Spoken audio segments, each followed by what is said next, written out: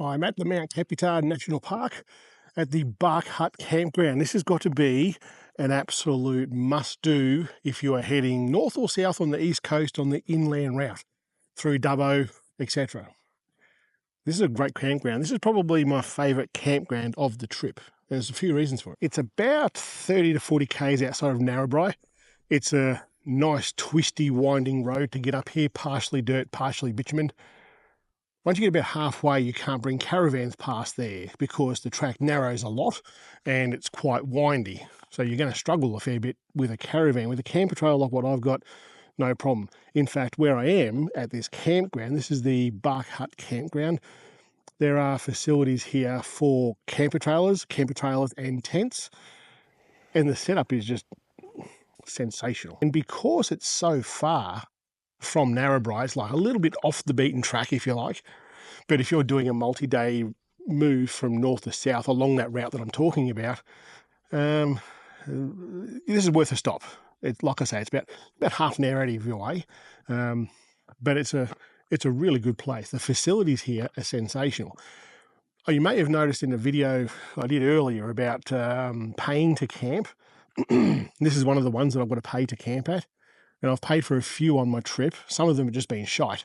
And I think, why on earth do I need to pay for this? There was one at near Yamba. The road was just bloody terrible. It was potholes, worst potholes I've seen. And I live on a dirt road and it gets pretty bad. And that was the worst I've seen. And I think that one was $20-something to stay overnight. And I was surrounded by people. It was like being in a caravan park. The beach was just there. And I shot a good video from my other channel. I'll link it wherever it is there on that beach.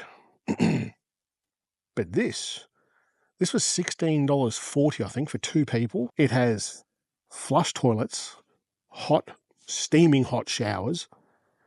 And at the moment, there's one other person here that I can see, and they're way down there. When you come into this national park, it's dirt initially, and about halfway up that road to here, it turns to bitumen. It's not great bitumen, but it's not bad bitumen either. But the car parks, and when you come in here, you can see here how much bitumen's around here. Even where I've got my camp set up, it's bitumen. It could piss down rain here and you'd be totally fine. It's like a one-way ring road that comes down. There's my setup just there.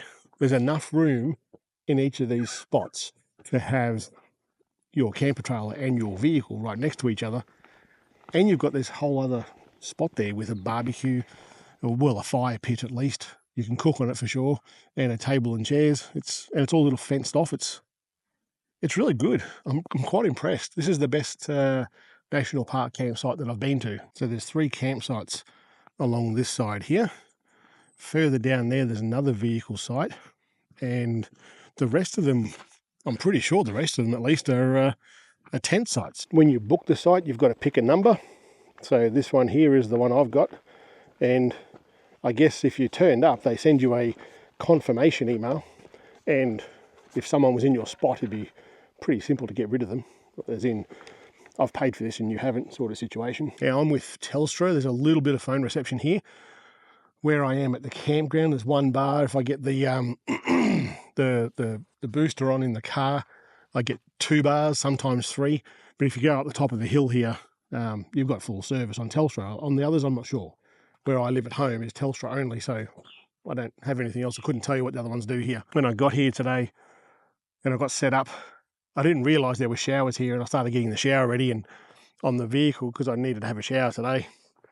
And I went up to go to the loo, and it's like, hold on, there's bloody showers here as well. And I've just had a shower, and it's like being at a caravan park, I guess. They're mint. Like there's showers and toilets are clean. There's plenty of them.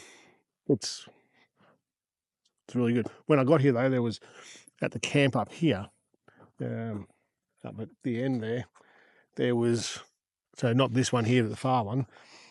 I saw a table sitting up there, and that table is just here. I went and grabbed it. It's one of those Bunnings fold-out tables. I went and grabbed it, and I thought, well, if no one's here, I've scored myself a table. Something good to note in that though. The guy who owns it wrote his name and number inside it, so I was able to get a hold of him. He's actually coming back here to get it a bit later. So if you've got something that you're a bit habitual in leaving behind, put your phone number on it, because a good Samaritan might tell you that you've left it behind. There's plenty of other dingbats out there who won't tell you that. So you never know, you might get lucky. It'll probably get pretty cold tonight. Last night I was, where was I? Goondiwindi.